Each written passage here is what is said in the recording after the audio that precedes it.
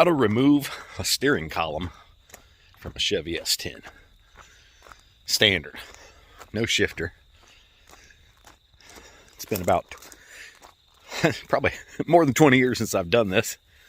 So let's see if we can make an easy tutorial. I don't have a freaking clue what I'm doing. It's not so bright out here because it's still early in the morning. So let's try our best. Pretty sure we need to remove that one bolt right there. And I think it's a 10mm. No, it's not a 10mm. It's either an 11 or 12, and I gotta walk back to the garage. So I'm way back here in the back part of the land. I'm gonna go and try to take the two bolts off the bottom of the steering column and see what happens. I'm guessing they are a 15 or an 18. That's what I brought. Oh, she's pretty. Right up in there. That's what we're working on. And they are 15 mil. There's another one right there.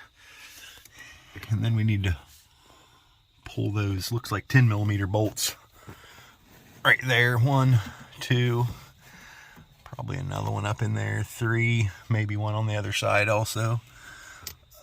4. So we're gonna have to pull those too. And we'll see what else once we drop this bad boy down. I went back and got it. It's an 11.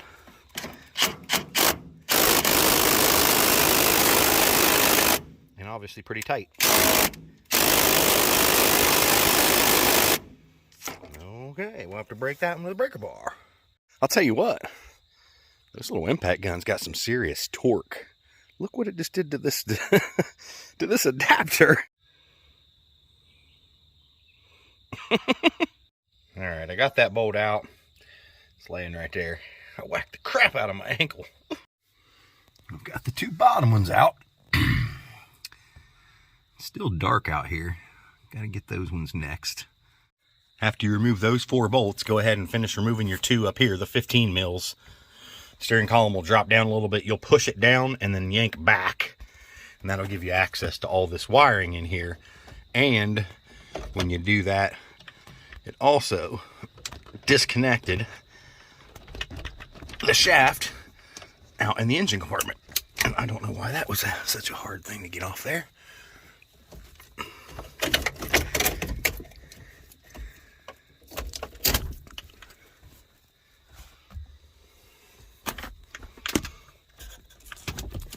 I may need both hands to get these guys out of here. You'll basically just manhandle all this stuff till you can get all these plugs. There's going to be 2 plugs here, a plug over here, and then you've got one more plug. Oh, it just popped off. Actually, it was in that bracket right there, so maybe I didn't need to unplug that one, but I did. So I think we're all done with everything in here. And you can see the shafts have already pulled apart. Now, will this pull through the hole in the firewall? That'll be our next thing to check out. I'm sure there's a way to pull that shaft into... Oop, there's the bolt right there. I can take that bolt off. That's probably what I'm going to do, is remove that upper bolt now. So there's no way that it's going to fit through that hole. At least I don't think so. And that's a 15 mil, and I can't get it with this ratchet. I'm going to need a breaker bar. I may try to just pull that through there real quick. I don't think it's going to fit, but it'll save me a trip if it does work. Something fell. Not sure. Maybe that. I just yanked it, and it came apart. Here's the other piece. I was just trying to pull it through there, and it just pulled apart. I don't know if it's supposed to do that or not. She's out. So there's no motor or anything in that, so it was a little bit easier to do. I'm going to guesstimate 20 minutes, 30 minutes. Well, you're going to have to take the bottom plastic off the dash too. And if you're trying not to damage things, go ahead and plan for 30 minutes to try to pull one of these. And I'm not saying it should take that long, but be easy your first time. Don't break nothing. We didn't break anything. Learned a couple things though. And I was able to get that extra shaft off there with the 15 mil. After I got it out, I was able to get over top of it and get some more leverage. So that's all taken apart. We're ready to go on to the next project. It's always good to have extra parts trucks. You never know when you're going to need something, and you can't just go to the auto parts store and buy, anything for these trucks anymore. You'll be able to help out your friends. You'll be able to make a little bit extra money on the side. It's just an all-around good idea. If you find a parts truck for a good amount, title, no title, whatever, buy it, throw it in the back of your house, property, wherever you can hide it. Try to cover it as well as you can. Keep it sealed.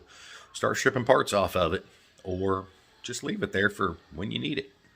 I would love to have an indoor area just stuffed full of all the S10s that I could find as far as parts trucks. That way we'd always know they were in good shape. They weren't outside in the elements. That's my dream, an S10 graveyard. Yeah, let's try to work on that. Hope y'all enjoyed the little take a wheel off tutorial. I know you know what you're doing. You're just here for the entertainment. Y'all take it easy. Keep on trucking.